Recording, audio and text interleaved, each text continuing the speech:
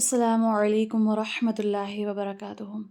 क़िराअत हम स्टार्ट करने लगे हैं। अल्हम्दुलिल्लाह रब्बी यस्सिर वला तुअस्सिर वतम्मिम बिल खैर वबिका नस्तईन। क़िराअत अशरा सूरा।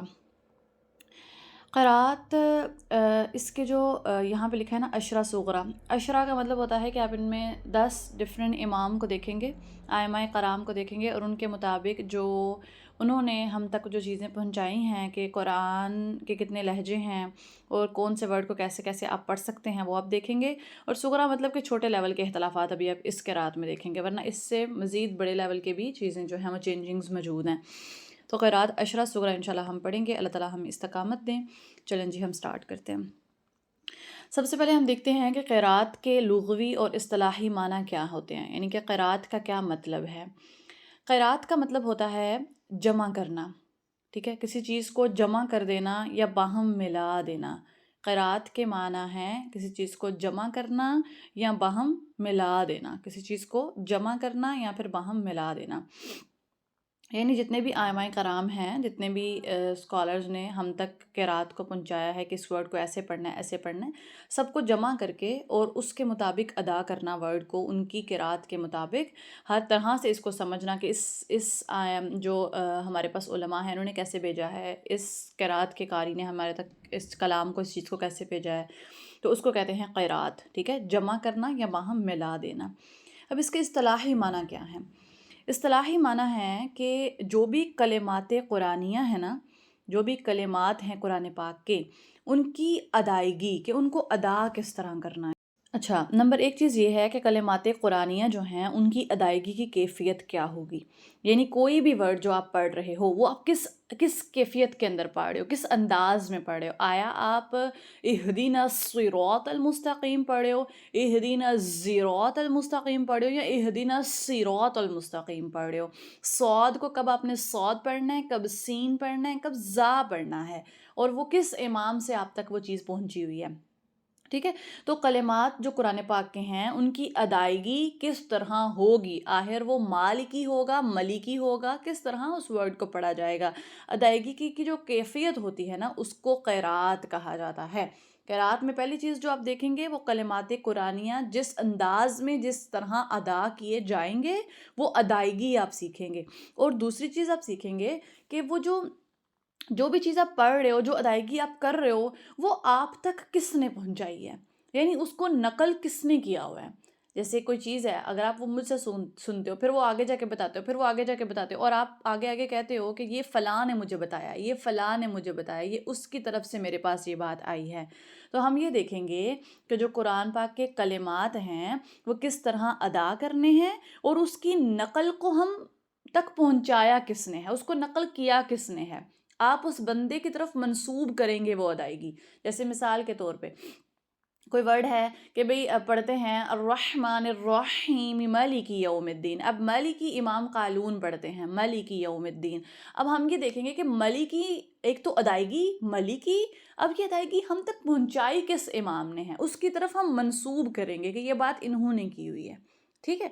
और एक पॉइंट के अंदर जो इख्तलाफात होंगे कि ये बंदा सौद पढ़ रहा है, ये सीन पढ़ रहा है, ये ज़ा पढ़ रहा है, इस वर्ड को 3 तरीक़ों से हमारे पास इसकी क़िराअत आई हुई है, उसके अंदर क्या क्या इख्तलाफात मौजूद हैं वो हम देखेंगे इसके अंदर। तो क़िराअत का लुग़वी माना जमा करना या बाहम मिला देना। इसका जो इस्तिलाही माना है वो ये है कि जो कलिमात कुरान पाक के हैं उनको अदा किस तरह करना है, और उस अदायगी को किस आइमाए कराम ने, किस जो आलिम हैं, किस क़िराअत के कारी ने हम तक पहुँचाया है, उनकी तरफ मंसूब की जाएगी बात कि ये इख्तलाफ इन्होंने हमारे तक पहुँचाया है। और उस इख्तलाफ को फिर हम जानेंगे कि आया वो इख्तलाफ है क्या। पहले कोई वर्ड पढ़ा कैसे जाएगा, जब वो पढ़ना आ गया तो फिर वो हम तक पहुंचाया किसने है, और उस वर्ड में इख्तलाफ क्या क्या मौजूद हैं, ये चीज़ें हम कुरान के अंदर देखेंगे, क़िराअत के अंदर देखेंगे कि क़िराअत का ये मतलब है, यानी कि क़िराअत में हम ये चीज़ें बेसिकली स्टडी करेंगे। अब सबसे पहले हम ये देखते हैं, जैसे मैंने आपके सामने रखा कि इसको ज़ा भी पढ़ सकते हैं, सौद भी पढ़ सकते हैं, सीन भी पढ़ सकते हैं।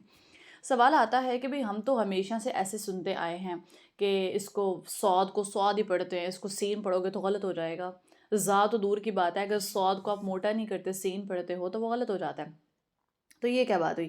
کہیں کسی بندے نے کی اپنے سے تو نہیں بات اندر ایڈ کر دی ہوئی، کہیں یہ کسی بندے نے اپنے سے تو نہیں اس طرح کی کوئی قرآن کے اندر ایڈیشن کر دیا ہوا، اور مطلب یہ ہم تک غلط چیز تو نہیں پہنچی ہوئی۔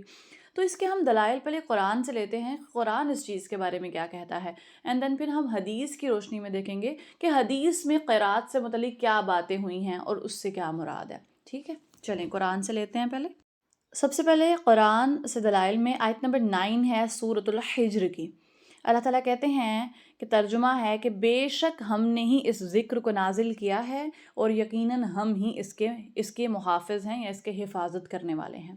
ایک بات ہمیں اپنے ذہن میں رکھنی ہے کہ قرآن ایک ایسی کتاب ہے جو عام نہیں ہے، ٹھیک ہے، اس کے اندر کوئی رد و بدل کر ہی نہیں سکتا۔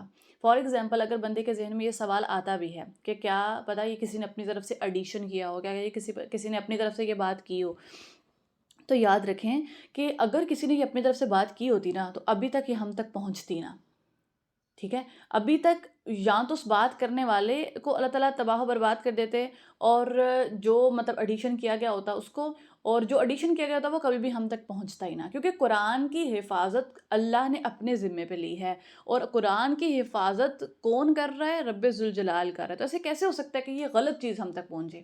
ٹھیک ہے، اس لیے جو بھی علم قرآن کا آپ کی طرف آ رہا ہے وہ خالصتاً وہی علم ہے جو اللہ کی طرف سے آیا ہے۔ آپ اس میں جو بھی چیزیں دیکھیں گے وہ اللہ تعالیٰ کی طرف سے ہم تک پہنچی ہیں، تو ہم انہیں پڑھ رہے ہیں۔ اگر ان میں کوئی کمی زیادتی ہم نے اپنی طرف سے کی ہوتی نا، یا کسی عالم کی طرف سے ہمارے تک آئی ہوتی، تو یہ ابھی تک ہم تک پہنچتی ہی نا، ٹھیک ہے، یہ ہم تک آتی ہی نا، یہ اس طرح سے پھیلتی ہی نا۔ اگر اللہ تعالیٰ نے قرات کے جو اس پہ کام کرنے والے ہیں، اللہ تعالیٰ نے ان کو اتنی عزتوں سے نوازا ہے، تو کبھی اللہ ان کو عزتوں سے نہ نوازتے اگر یہ کلام رب کی طرف سے نہ ہوتا تو، اگر یہ اللہ کی طرف سے نہ ہوتا تو۔ اللہ تعالیٰ نے اس کی حفاظت کا ذمہ خود لیا ہے، اللہ تعالیٰ خود اس کے محافظ ہیں، تو آپ نے اپنے ذہن میں یہ باتیں نہیں لانی اور آنے بھی نہیں دینی کہ بھئی یہ تو کسی نے اپنی طرف سے من گھڑت باتیں کر لی ہیں، ہم تو ساری زندگی ایسے پڑھتے اور سنتے نہیں آئے، یہ کیا بات انہوں نے کر دی ہے۔ ٹھیک ہے، یہ آیت آپ کو بتاتی ہے سورۃ الحجر کی۔ اگلی آیت دیکھتے ہیں، اگلا ریفرنس دیکھتے ہیں کہ کیا ہے۔ اچھا، اگلی بات ہمارے ذہن میں یہ آتی ہے کہ نبی پاک صلی اللہ علیہ وآلہ وسلم نے یہ چیز ہم تک پہنچائی ہوئی ہے نا۔ تو جیسے اس زمانے میں، یا ابھی اگر کوئی کہہ دے کہ بھئی یہ نبی پاک صلی اللہ علیہ وآلہ وسلم نے نعوذ باللہ اپنی طرف سے یہ باتیں کی ہوئی ہیں، یا تب کے زمانے میں کوئی کہہ دے کہ نبی پاک نے یہ اپنے سے باتیں کی ہوئی ہیں، اتنی ڈفرینٹ لینگویجز، اتنی ڈفرینٹ فارمز کے اندر کیسے قرآن ہو سکتا ہے، تھوڑے بہت چینجز کے اندر کیسے ہو سکتا ہے؟ قرآن تو ایسی کتاب ہے جو جامع ہے اور یہ ایک ہی طرح سے ہے، مطلب نبی پاک اپنے سے یہ باتیں کر رہے ہیں۔ تو اللہ تعالیٰ اس صورت میں سورۃ النجم کی آیت نمبر 3 سے لے کے 5 تک نبی پاک صلی اللہ علیہ وآلہ وسلم کو ڈیفینڈ کرتے ہوئے کہہ رہے ہیں، اور وہ نبی یعنی نبی صلی اللہ علیہ وآلہ وسلم اپنی خواہش نفس سے کچھ نہیں کہتے، وہ تو صرف وحی ہے جو ان کی طرف بھیجی جاتی ہے اور انہیں ایک زبردست قوت والے فرشتے نے سکھایا ہے۔ ٹھیک ہے، یعنی کہ کسی بندے کے ذہن میں یہ سوال نہیں آنا چاہیے کہ یہ من گھڑت باتیں ہیں یا یہ تو اس طرح سے قرآن ہے ہی نہیں، بلکہ یاد رکھیں اللہ تعالیٰ خود نبی پاک کو ڈیفینڈ کر کے کہہ رہے ہیں کہ نبی پاک کوئی بات اپنی طرف سے نہیں کہتے، بجائے مطلب کوئی بات وہ اپنے سے نہیں کہتے، صرف وہی بات کہتے ہیں جو اللہ تعالیٰ ان کی طرف بھیجتے ہیں۔ تو یہ جو قرات، یہ جو قرآن کو 7 ڈفرینٹ لہجوں کے اندر پڑھنا ہے، یہ اللہ تعالیٰ کی طرف سے ہی ایسے ہم تک آیا ہوا ہے، ٹھیک ہے، یہ اللہ تعالیٰ کی طرف سے ہی ایسے ہم تک پہنچا ہے، اور نبی پاک تک آیا اور نبی پاک نے آگے سکھایا اور آگے پھر یہ ہم تک پہنچا ہے۔ تو اس میں آپ دیکھیں گے کہ اس میں معنی تبدیل کبھی بھی نہیں ہوتے۔ آپ کو ایسا لگ رہا ہوگا نا کہ بھئی ہم صاد کو سین پڑھ دیں گے تو معنی ہی بدل جائیں گے، معنی کبھی بھی تبدیل نہیں ہوتے، بلکہ معنی میں مزید وسعت آ جاتی ہے، ٹھیک ہے، مزید وسعت آ جاتی ہے۔ قرآن اسی لیے تو کہتے ہیں کہ آپ ایک دفعہ پڑھو یا بار بار پڑھو، آپ قرآن کے مکمل علم کو جذب ہی نہیں کر سکتے، آپ قرآن کے مکمل علم کو کبھی لے ہی نہیں سکتے، آپ ایک دفعہ کیا 10 دفعہ بھی اس کو ریپیٹ کرتے رہو نا، آپ جب ہر دفعہ پڑھو گے تو آپ کو لگے گا یہ میں پہلی دفعہ ہی پڑھ رہا ہوں، ٹھیک ہے، تو اس لیے معنی میں کبھی بھی چینجنگز نہیں آئیں گے، بلکہ معنی میں مزید وسعت آ جائے گی۔ اور دیکھیں ایسا نہیں ہوگا کہ ہر جگہ صاد کو سین پڑھنا ہے، ایسا بالکل نہیں ہے، ہر جگہ نہیں ہے، یہ کچھ ورڈ اسپیسیفک ایسے ہیں، کچھ جگہیں ایسی ہوں گی جہاں پہ یہ تھوڑی بہت چینجنگز ہوں گی، جن چینجنگ سے معنی میں کوئی تبدیلی نہیں آئے گی، بلکہ قرآن کے معنی میں اور وسعت آ جائے گی اور ہمیں ڈیپتھ پتہ چلے گی انشاءاللہ العزیز قرآن کی، ٹھیک ہے۔ تو یہاں اللہ تعالیٰ نبی پاک کو ڈیفینڈ کر رہے ہیں کہ نبی پاک نے جو باتیں آپ تک پہنچائی ہیں وہ بالکل حق ہیں، بالکل ٹھیک ہیں، اور قرآن کو اتنے ڈیفرنٹ طریقوں کے اندر پڑھا جاتا ہے۔ چلیں آگے دیکھتے ہیں حدیث سے دلائل۔ اچھا، اب دوسرے نمبر پہ قرآن سے تو ہم نے دلائل لے لیا، اب ہم دیکھتے ہیں کہ حدیث میں کیا دلائل موجود ہیں، کہ حدیث اس قرات کے بارے میں کیا کہتی ہیں، کہ قرات قرآن پاک کی کتنی فارمز میں ہے، مطلب ہم کتنے لہجات میں پڑھ سکتے ہیں قرآن کو، کتنے ڈفرینٹ جو ہے وہ تھوڑی بہت تبدیلیوں کے ساتھ ہم پڑھ سکتے ہیں کہ نہیں پڑھ سکتے، قرات کے بارے میں حدیث کے اندر کیا ہے۔ حدیث نمبر جو حدیث ہے صحیح مسلم کی ہے، اور دلیل نمبر 1 ہے یہ، حضرت ابی بن قعب رضی اللہ تعالیٰ سے روایت ہے کہ نبی پاک صلی اللہ علیہ وآلہ وسلم نے ارشاد فرمایا کہ اے ابی، مجھے قرآن ایک حرف پر پڑھایا گیا، پھر میں نے آسانی کی درخواست کی تو وہ مجھے 2 حرف پر پڑھایا گیا، یہاں تک کہ 7 حروف تک پہنچ گیا۔ مطلب اس کی تھوڑی ڈیٹیلنگ اس طرح سے اس حدیث کی ڈاٹ لگے ہوئے ہیں نا اندر، تو مطلب اس کی ڈیٹیلنگ یہ ہے کہ ابی کعب جو تھے نا، انہوں نے روایت کیا کہ نبی پاک نے ان سے کہا کہ اے ابی، مجھ پر حضرت جبرائیل علیہ السلام آئے اور انہوں نے مجھے ایک حرف پہ قرآن پڑھایا۔ پھر میں نے کہا کہ میری امت جو ہے نا وہ بہت کمزور ہے، میں اللہ تعالیٰ سے ان کی بخشش مانگتا ہوں، میں ایک حرف پہ میری امت قرآن نہیں پڑھ پائے گی، تو میں نے ان سے نا آسانی کی درخواست کی، تو پھر انہوں نے 2 حروف پر قرآن پڑھایا مجھے، پھر میں نے دوبارہ اللہ تعالیٰ سے معافی مانگی اور کہا کہ میری امت اتنے پر بھی قرآن نہیں پڑھ پائے گی، پھر وہ 3 حروف پر قرآن لے کے آئے، یعنی کہ 3 ڈفرینٹ لہجات کے اوپر لے کے آئے، پھر کہا گیا کہ میری امت 3 پر بھی نہیں پڑھ پائے گی، تو سو آن جاتے ہوئے پھر حضرت جبرائیل علیہ السلام نے 7 حروف پر قرآن جو ہے وہ لایا، اور 7 حروف پر پھر نبی پاک صلی اللہ علیہ وسلم نے کہا کہ بھئی اوکے، اتنی امت میری کر لے گی۔ تو یہ صحیح مسلم کی حدیث ہے۔ 7 حروف سے اب کیا مراد ہے اس کو میں سمجھاتی ہوں، لیکن 7 ڈفرینٹ لہجوں کے اندر اور 7 ڈفرینٹ تھوڑے بہت رد و بدل کے اندر جو قرآن ہے اس کو پڑھا جا سکتا ہے۔ یہ حدیث ہمیں صحیح مسلم کی حدیث ہے، یہ ہمیں بتاتی ہے۔ ٹھیک ہے، چلیں آگے دیکھتے ہیں اگلی حدیث کا جو اس کے مطابق جو دلیل ہے۔ اچھا، آگے حدیث سے دلیل نمبر 2 ہے کہ حضرت عمر بن خطاب سے روایت ہے کہ وہ کہتے ہیں، حضرت عمر بن خطاب، کہ میں نے حضرت ہشام بن حکیم رضی اللہ تعالیٰ کو سورۃ الفرقان ایک ایسے انداز میں پڑھتے ہوئے سنا جو اس طریقے سے مختلف تھا جس پر حضرت محمد صلی اللہ علیہ وآلہ وسلم نے مجھے سکھایا تھا۔ میں قریب تھا کہ نماز میں ہی انہیں روک دوں، لیکن میں نے صبر کیا۔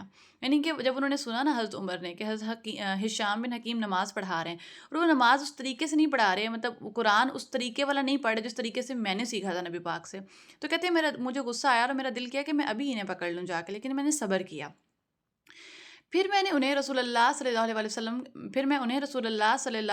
وآلہ وسلم کے پاس لے گیا اور عرض کیا، یا رسول اللہ، یہ اس طرح پڑھ رہے ہیں جو آپ نے مجھے نہیں سکھایا۔ نبی پاک صلی اللہ علیہ وآلہ وسلم نے فرمایا، انہیں پڑھنے دو۔ پھر فرمایا، اسی طرح نازل ہوا ہے۔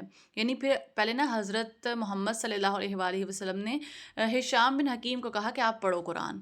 جب انہوں نے پڑھا تو نبی پاک نے کہا، یہ بالکل ٹھیک پڑھ رہے ہیں۔ پھر نبی پاک نے کہا، عمر آپ پڑھیں۔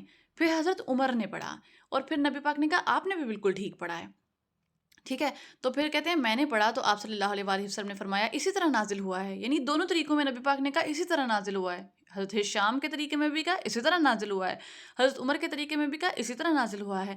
پھر فرمایا نبی پاک صلی اللہ علیہ وآلہ وسلم نے کہ بے شک قرآن 7 حروف پر نازل ہوا ہے، بس جو تمہیں آسان لگے اس میں تم پڑھ لو۔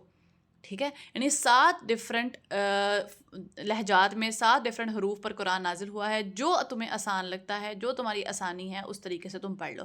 اب ہم لوگ نا پاک و ہند میں پاکستان اور انڈیا کے اندر جو ہم قرآن پڑھ رہے ہوتے ہیں وہ موسٹلی ہم امام حفص کی روایت کے مطابق قرآن پڑھ رہے ہوتے ہیں۔ امام حفص ائمہ کرام میں سے ایک جو ہے نا وہ قرات کے بہت بڑے قاری ہیں۔ ٹھیک ہے، اور جو امام حفص ہیں، جو امام عاصم ہیں، ان کے یہ اسٹوڈنٹ ہیں امام حفص۔ ٹھیک ہے، تو امام حفص کی روایت کے مطابق ہم قرآن کو پڑھتے ہیں، ہم انہی کے مطابق تجوید کے سارے رولز بھی سیکھتے ہیں اور انہی کے مطابق قرآن بھی پڑھتے ہیں۔ لیکن دیکھیں، اگر آپ فرض کریں آپ قرات ساری سیکھ جاتے ہیں، آپ 7 ڈفرینٹ طریقوں سے سیکھ جاتے ہیں، اور آپ ہر امام کا بھی آپ کو سمجھ آ جاتی ہے کہ اس امام نے ایسے پڑھنا ہے، اس امام نے ایسے پڑھنا ہے، لیکن اب آپ امام حفص کے طریقے کے مطابق رہے ہیں، لیکن جہاں صاد آتا ہے آپ وہاں سین پڑھ دیتے ہو اور آپ کسی اور امام کی قرات کر دیتے ہو۔ تو دیکھیں، جب آپ نے جب آپ نے امام حفص کی روایت پڑھنی ہے نا، تو آپ نے پوری آیت امام حفص کے مطابق ہی پڑھنی ہے۔ ٹھیک ہے، یہ نہیں کہ کہیں آپ امام حفص کا رول لگا لو، کہیں آپ امام ورش کا رول لگا لو، کہیں آپ امام قالون کا رول لگا لو، آپ اپنی مرضی سے اندر اندر سب کے رولز لگاتے رہو، یہ بات غلط ہو جائے گی۔ اگر آپ امام حفص کی روایت کے مطابق قرآن پڑھ رہے ہیں تو آپ صاد کو صاد ہی پڑھیں گے۔ اگر آپ صاد کو سین پڑھ دیتے ہیں تو اس کا مطلب ہے آپ نے امام حفص کے ساتھ جھوٹ باندھ دیا۔ جب آپ پڑھ امام حفص کی قرات رہے ہیں تو آپ صاد کو صاد ہی پڑھیں گے نا، آپ سین نہیں پڑھ سکتے۔ پہلے آپ مینشن کریں گے کہ آپ قرات کس کی پڑھ رہے ہیں، ٹھیک ہے۔ اگر آپ قرات کسی اور کی پڑھیں گے تو پھر آپ اس کے مطابق صاد کا جو رول ہے وہ آپ پڑھیں گے۔ اگر آپ پڑھ امام حفص کی رہے ہیں اور پڑھ آگے صاد دیتے ہیں تو مطلب یہ ہے کہ آپ امام حفص کے ساتھ جھوٹ باندھ رہے ہیں کہ امام حفص نے ہمارے تک صاد کو سین پہنچایا ہوا ہے، بلکہ ایسا تو نہیں ہے، انہوں نے صاد ہی پہنچایا ہوا ہے، ٹھیک ہے۔ تو یہ میک شور کرنا ہے کہ آپ جس امام کی قرات کو فالو کر رہے ہیں آپ پوری آیت اسی امام کے مطابق پڑھیں، اندر مکس گیدرنگ نہیں کر دینی، سارا کچھ مکس نہیں کر دینا، جس امام کو پڑھنا ہے اسی کے سارے رولز لگانے ہیں، پھر کسی اور کو اندر مکس آپ نے نہیں کرنا۔ اور اسی طرح حدیث سے یہ ثابت ہوتا ہے کہ 7 ڈفرینٹ جو لہجات ہیں ان کے اوپر قرآن کو پڑھا جا سکتا ہے، بالکل جائز ہے، اس میں کوئی مضاحکہ نہیں ہے، بلکہ اس میں آپ کا مزید جو معنی میں وسعت ہے وہ انکریز ہو جائے گی اور آپ کا علم انکریز ہوگا اور آپ کو پتہ چلے گا کہ دیکھیں موسٹلی کہیں پہ اب دیکھیں زبر زیر پیش کا بھی ہوتا ہے کہ زبر لگی ہوتی ہے، وہاں کسی جگہ پہ کسی امام نے پیش ہم تک پہنچائی ہوئی ہے، کسی نے زبر پہنچائی ہوئی ہے۔ اب ہم نے تو پڑھا ہوا ہے کہ بھئی اگر آپ زبر کو پیش کر دو، پیش کو زبر کر دو، حرکات آگے پیچھے کر دو تو معنی میں تبدیلی آ جاتی ہے اور لحن جلی ہو جاتا ہے۔ اب یہ بھی سوال بندے کے ذہن میں آتا ہے کہ کہیں یہ لحن جلی تو نہیں ہم کر رہے؟ دیکھیں یقیناً یہ لحن جلی نہیں ہے۔ اب ہر جگہ آپ زبر کو پیش اور ہر جگہ زیر کو زبر نہیں کر سکتے، ہر جگہ یہ نہیں کر سکتے۔ جس جگہ پر آپ تک پہنچایا گیا ہے نا کرنا، صرف آپ اس جگہ کر سکتے ہیں۔ اگر آپ تھوڑا سا بھی کسی اور جگہ اپنی مرضی چلانے لگیں گے نا تو وہ آپ خرابی کر دیں گے، وہ آپ جھوٹ باندھ دیں گے، وہ آپ غلط بات آگے کر دیں گے۔ ہر جگہ زبر کو زیر پیش اس طرح سے نہیں پڑھا جا سکتا، کچھ اسپیسیفک جگہیں ہیں جہاں حرکت تھوڑی آگے پیچھے ہو سکتی ہے کیونکہ وہاں معنی میں تبدیلی اس طرح سے نہیں آتی، تو اللہ تعالیٰ نے اتنی جو ہے وہ طریقوں سے پھر بھیجا ہوا ہے کیونکہ معنی تبدیل نہیں ہوتا۔ تو آپ نے یہ بھی یاد رکھنا ہے ہر جگہ اب اس چیز کو اپلائی نہیں کرنا، جہاں اسپیسیفک جگہوں پہ جو رول سکھایا جائے گا صرف وہیں پہ وہ اپلائی ہوگا۔ چلیں اب ہم آگے دیکھتے ہیں کہ 7 ہی حروف کیا ہیں، اللہ تعالیٰ نے یہاں کیوں مطلب 7 حروف سے کیا مراد ہے، جو ہم یہاں پڑھ رہے ہیں 7 حروف پہ قرآن نازل ہوا، 7 حروف پہ، اس سے کیا مراد ہے؟ اچھا جی، اب 7 جو حروف ہیں ان سے کیا مراد ہے؟ دیکھیں 7 حروف سے مراد ڈفرینٹ ارائے ہیں، ڈفرینٹ علماء کی ڈفرینٹ ارائے ہیں کہ 7 حروف سے کیا مراد ہے، لیکن جو سب سے کامن اور سب سے ایکسیپٹیبل رائے ہے وہ بھی میں آپ کو بتاتی ہوں اور جو باقی ہیں وہ بھی بتاتی ہوں۔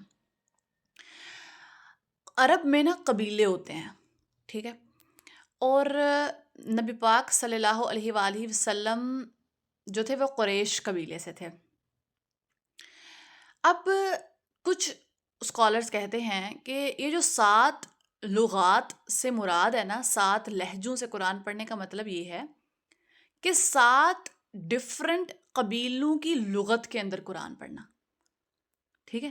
7 ڈفرینٹ قبیلے ہیں اور ان قبیلوں کی لغت پر، یعنی کہ دیکھیں نا ایک قبیلہ زبان میں تھوڑی بہت رد و بدل کر کے پڑھتا ہے، مطلب اس کی کچھ اور عربی کے وہ چیزیں لگا کے پڑھتا ہے، دوسرا قبیلہ عربی کو کسی اور انداز میں پڑھتا ہے، تیسرا کسی اور انداز میں پڑھتا ہے، تھوڑی بہت مائنر سی چینجنگز۔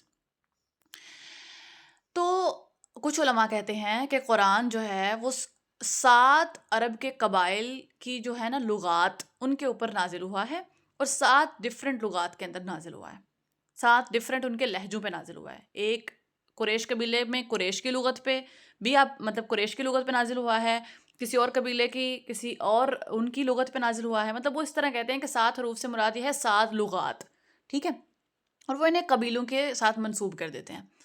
اب جو سب سے رائج رائے ہے نا وہ یہ رائے ہے کہ جو قرآن ہے نا وہ قریش کی ہی لغت پہ نازل ہوا ہے، باقی جو قبائل ہیں ان کی لغت پہ نازل نہیں ہوا، وہ قریش کی لغت پر ہی نازل ہوا ہے۔ اب یہ 7 سے پھر کیا مراد ہے؟ 7 سے مراد یہ ہے کہ قرآن قریش کی لغت پر ہی نازل ہوا ہے، لیکن قریش کی لغت میں 7 ڈفرینٹ اختلافات کو سامنے رکھتے ہوئے نازل ہوا ہے۔ لغت قریش کی ہی ہے لیکن اس لغت کے اندر 7 ڈفرینٹ جو اختلافات ہیں ان کو سامنے رکھنا ہے، 7 ڈفرینٹ چینجنگز کو سامنے رکھنا ہے اور ان چینجنگز کے اندر جو ہے وہ قرآن نازل ہوا ہے، ٹھیک ہے۔ لغت جو ہے وہ قریش کی ہی ہے۔ اب ایسا کیوں ہے؟ دیکھیں اللہ تعالیٰ قرآن پاک میں ارشاد فرماتے ہیں نا کہ کوئی نبی بھی جو بھی نبی ہم مبعوث کرتے ہیں وہ جس قوم پر بھی کرتے ہیں وہ اسی قوم کی زبان بولنے والا ہوتا ہے، ٹھیک ہے، یعنی کہ اسی کے مطابق کا ہوتا ہے، جس طرح کی وہ قوم ہوتی ہے اس کے مطابق ہی اس نبی کو اس جگہ پہ مبعوث کیا جاتا ہے۔ تو نبی پاک صلی اللہ علیہ وآلہ وسلم قریش جو ہے ان پہ مبعوث کیے گئے تھے نا، قریش قبیلے کے تھے نبی پاک۔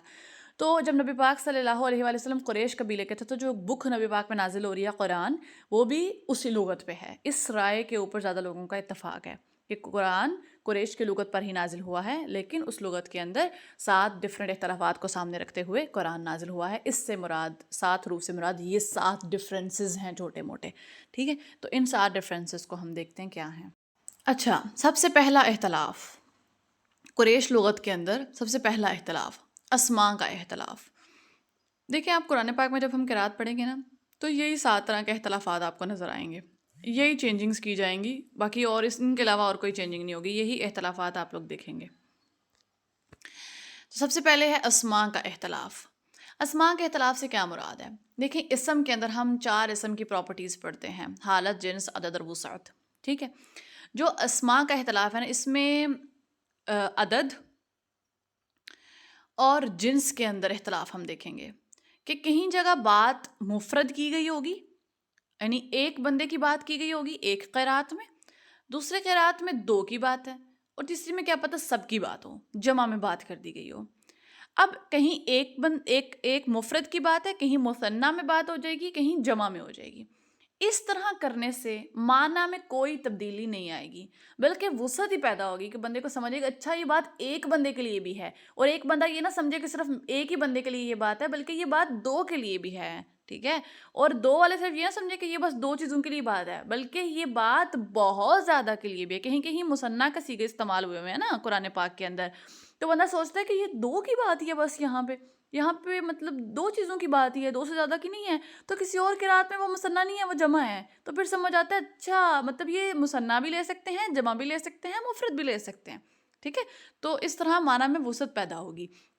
دوسرا اختلاف اسماء کے اختلاف کے اندر یہ ہے، ایک تو ہے مفرد مثنیٰ جمع کا، اور دوسرا تذکیر و تانیث کا، یعنی مذکر اور مؤنث کا۔